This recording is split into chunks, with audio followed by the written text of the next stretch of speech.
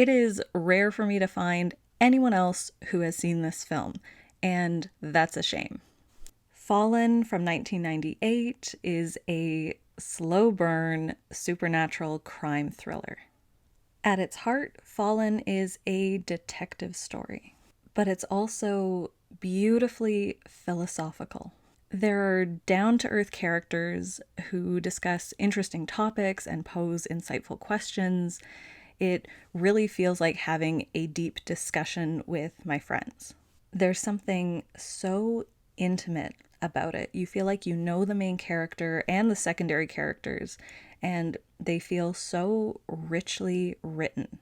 They're likable and believable. I don't know if it's just because I know people with these character traits, maybe they come across a little bit more realistic to me, but just listening to these characters for some reason makes them feel very real to me. There is so much humanity and connection packed into this film. And if you're not looking for it, maybe you don't notice it, but it's one of my favorite aspects of this film. The characters feel real, you feel like you know them, and you feel the relationships between them. You see the potential of how these people interact. You see the potential of their lives, so that from the time the movie begins to the time the movie ends, it feels like it's a snapshot in time. It feels like these characters existed before and they will exist after the film. And it has a villain. This is a case of a cat playing with a mouse. I love the power imbalance. It is cruel, setting up this hero against this villain. Not once during the film do I think, oh, well, why doesn't he just do this? Because it is not an easily solvable problem. I think this is one of my favorite pairings of hero versus villain, and you'll know exactly why and what I mean once you understand what is happening in the film. It's got some sorrowful parts to it. This is not a particularly happy story. It's one of the films I love that I consider sad in a lot of ways.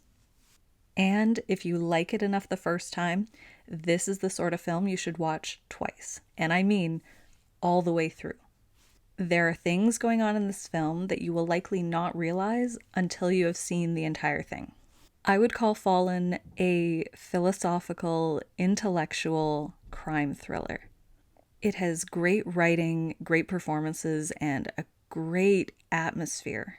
When I get to the end, I want more of the characters and the story, but I also know that this is best as a standalone film. I'd say watch it alone or with a small group of people who enjoy slow burn mystery thrillers. This film takes some patience, especially if you don't know the premise going in, because it doesn't spell out everything right away.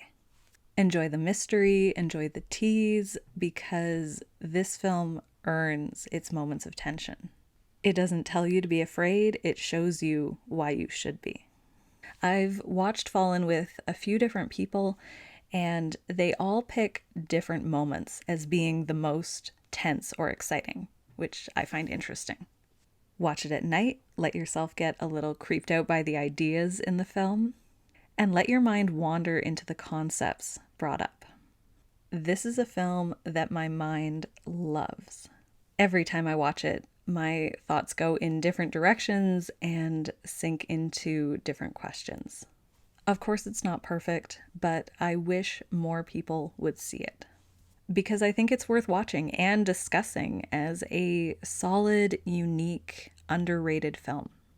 Also, there's a song that plays at the end of the film, a very overused song, in my opinion, and Fallen earns it through its writing more than any other movie I've seen.